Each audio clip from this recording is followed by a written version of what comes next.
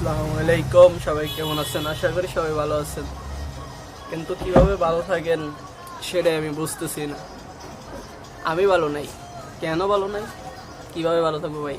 আমি তো বাংলাদেশের খেলা দেখতাম, যারা বাংলাদেশের খেলা দেখে তারা কিভাবে ভালো থাকে এটাই আমার এখন সন্দেহ। যদি একজন হাড়ের রোগীরে নিয়ে বসি খেলা দেখতে, তো সে টিকা থাকবে কি না সন্দেহ। হার্ট স্ট্রোক করে সে যদি আরো 10 বছর বাঁচার কথা থাকতো, সেও তাও ওই 10 বছর আর থাকা লাগবে না। কি ভাই, কি আবেগ নিয়ে খেলে এরা, এবার কি বলবো, আর বলার তো কিছু নাই। যদি প্রথম থেকে শুরু করি, লিটন দাস, হরি দাস কি করলো, কয়টা ম্যাচ খেললো, কি করলো, গেল। দ্বিতীয়ত যদি আসি, যে কি শান্ত, বাহ, অসাধারণ ক্যাপ্টেন্সি ছিল, অসাধারণ পারফরমেন্স। এরপরে আসি সাকিব, ও তো বলার বাহুল্য, বলাই যাবে না, এর নাম গেল। এরকম একে একে কারে থেকে কারে কম খেলার মধ্যে খেললো কে? তৌহিদ হৃদয়। ওই এক বেচারা কি পুরা মাঠ কাঁপায়া লয়ে যেতে পারবো? যাক, কিছু করার নাই, বলার তো লোক নাই, বলার কিছু জায়গাও নাই।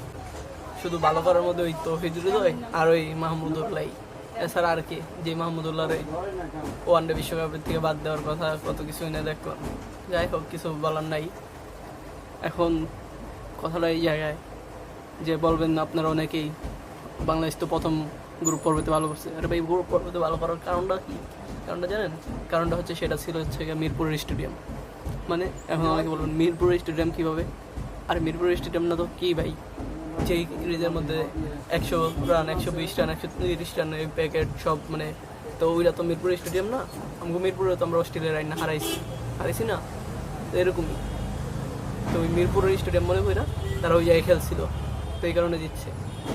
আর ওই যে যখন গেল জিম্বাবুয়েতে, তো তখনকার তো আর মিরপুরের মাঠ নেই ভাই, তখনকার তো ইন্টারন্যাশনাল মাঠ ছিল, ভালো মাঠ ছিল, ভালো উইকেট ছিল। তো ওই জায়গার মধ্যে তো আর টিকা থাকা সম্ভব হয় না তাদের, তারা পারে ওই একটাই মিরপুরের মাঠে।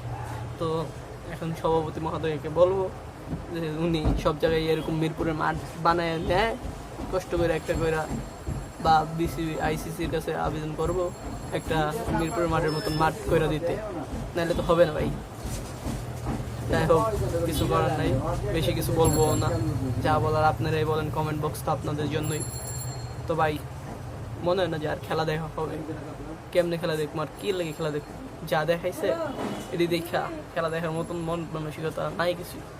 কইবেন অনেকে আবার যে আমরা তো গ্রুপ পর্ব পায় রয়া গেছি আপনার পর্যন্ত সুপার এইটে গিয়ে লাভ কি ভাই? যদি একটু পারফরমেন্সে হার জিত খেলার মধ্যে আছে, তো হার জিত আছে দেখে কি আপনি একটু লড়াই করে হারবেন না? আপনি এই যে দেখেন ইন্ডিয়ার সাথে ম্যাচে সাকিব আল হাসান কি বলে যে নাকি আমরা কত রান করছিলাম মোট, এইটাই জানেন একজন প্লেয়ার। তার কি ভাই, কতটুকু? যাক, কিছু বলার নেই, কিছু বলারও নেই, কারণ এইসব দেখার মতন তো আর কেউ নাই। আমরা দেখি খেলা, আমাদের আবেগের ছিল, দেখছি। যাই হোক, আর মনে হয় না যে খেলা দেখা হবে, এরকমই।